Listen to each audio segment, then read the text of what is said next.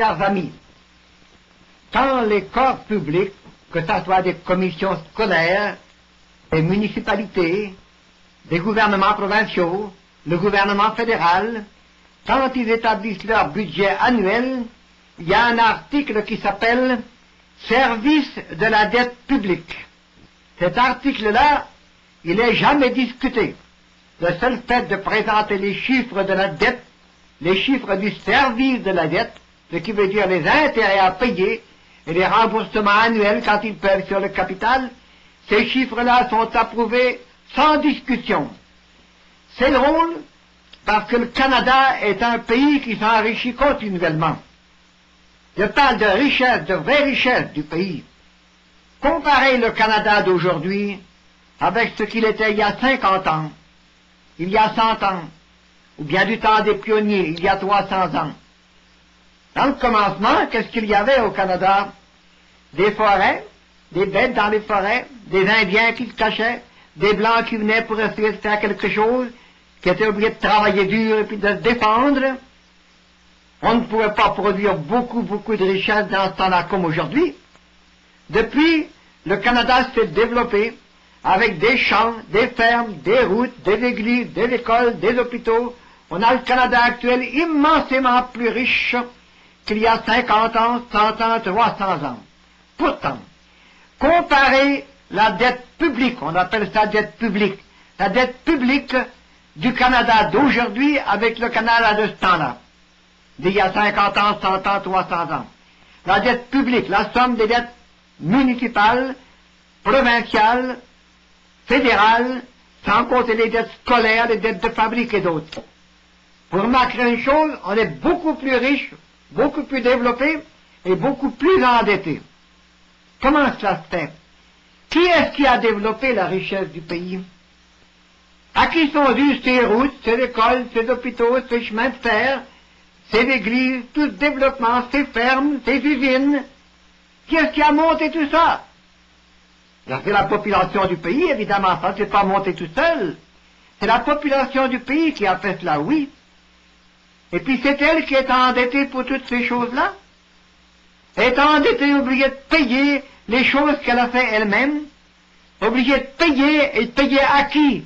Pas à ceux qui l'ont fait, ceux qui ont fabriqué les choses, ceux qui ont travaillé, ont été payés par un salaire, et avec le salaire, ils ont acheté les produits qui étaient faits par d'autres. Si on a pu construire une école, par exemple, les constructeurs de l'école ont dû se nourrir, s'habiller. S'ils ont pu le faire, c'est parce qu'il y avait d'autres personnes dans le pays qui produisaient de la nourriture ou des habits. Ça veut dire que c'est la population dans son ensemble qui a produit ces choses durables qui ont été faites et qui existent encore aujourd'hui. C'est donc le fruit du travail de la population, ajouté aux ressources naturelles qui appartiennent aussi à la population.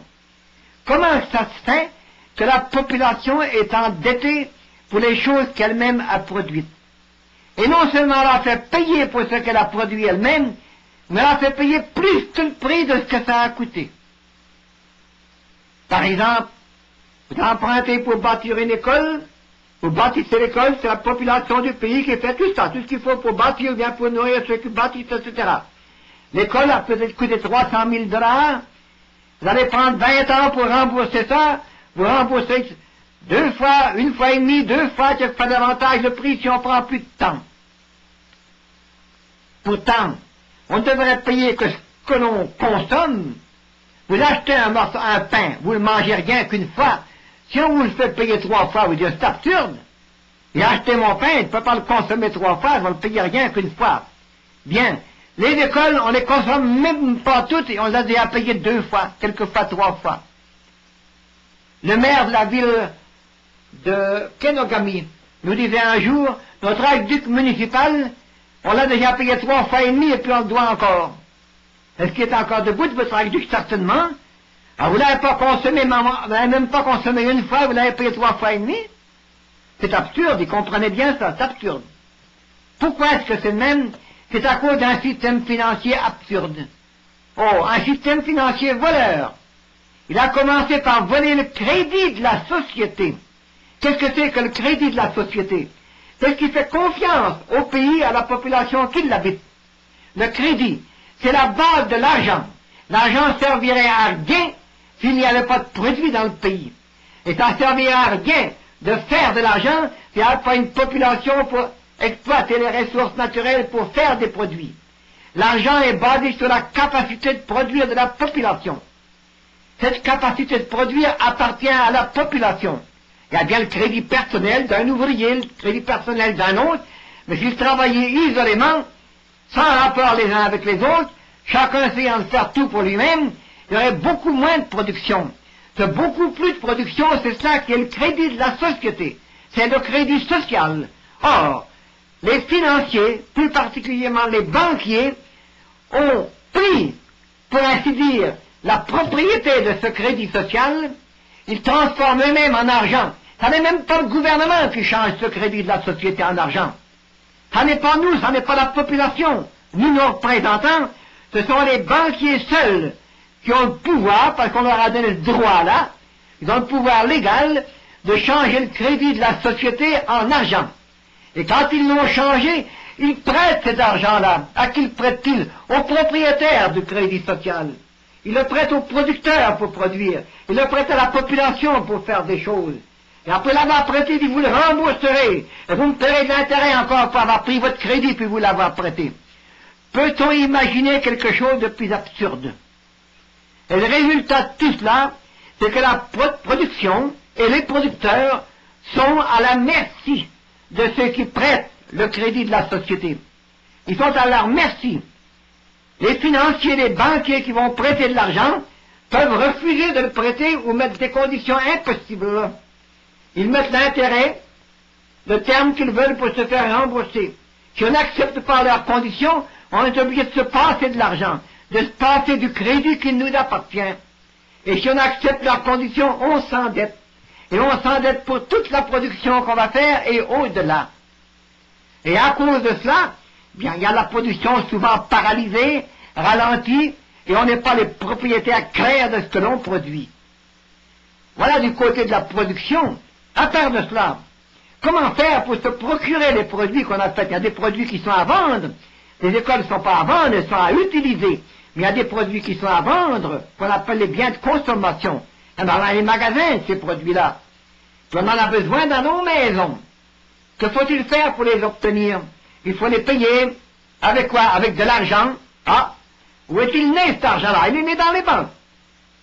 Comment nous est-il venu? Par les salaires, ou bien par les dividendes industriels, par les octrois qui viennent des taxes, par les salaires qui viennent de l'argent que les producteurs ont emprunté justement des exploiteurs de notre crédit social.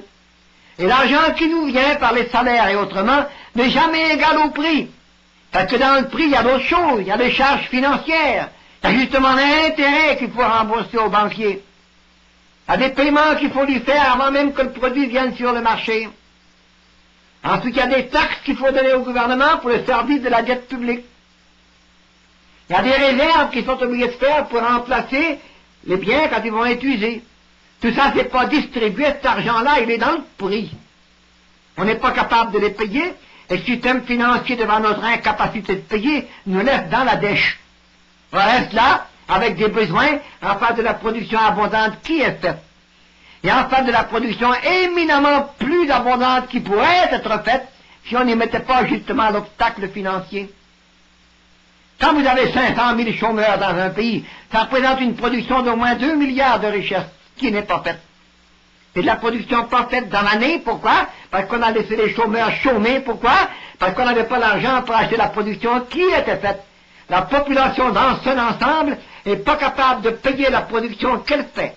La production qu'elle fait pour les biens de consommation. Pas puisqu'elle n'est capable de payer la production qu'elle a faite pour les biens de production, pour les biens durables, qu'on lui fait payer 2 fois, 3 fois, alors qu'elle l'a faite elle-même. On ne dira pas que ce n'est pas une absurdité.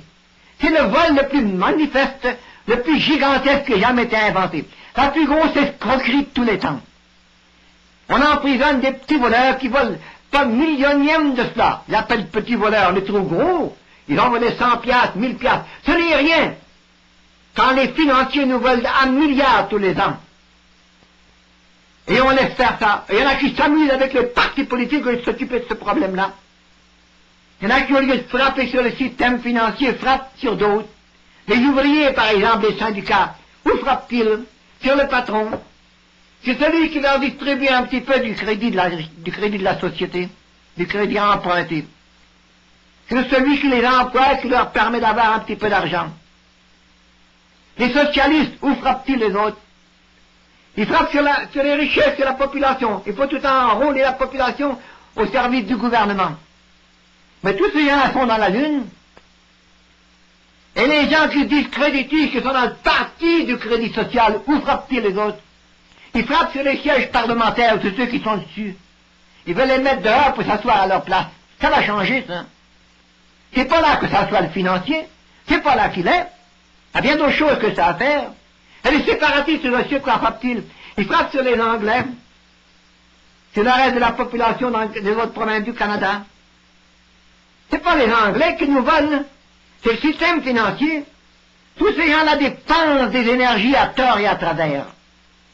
Vous allez les mettre à la bonne place, à la bonne place. Et les résultats de tout ça, ça n'est pas seulement de rendre le monde les uns contre les autres, comme on fait, ça met le monde dans l'embarras, dans l'insécurité. On n'est pas sûr d'avoir notre pain aujourd'hui, on n'est pas sûr de l'avoir demain.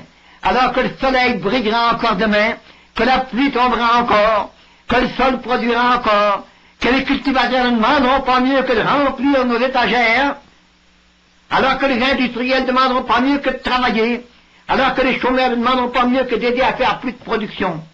Un système absurde, un système de voleurs, un système qui nous fait nous manger les uns les autres, et un système qui met l'insécurité, l'anxiété dans tous les foyers, elle nous rend matériel, on n'est plus par les soucis matériels constants, alors qu'on devrait débarrasser de tous les soucis matériels en pas de temps de richesse. Voilà ce qu'il faut comprendre. Étudiez le journal vers demain, vous le comprendrez. Recevez les pèlerins de Monde Meilleur, les bérets blancs qui vont chez vous pour vous présenter le message, et vous verrez qu'il est bien plus intéressant que ceux des politiciens avec leurs divisions et leurs ambitions.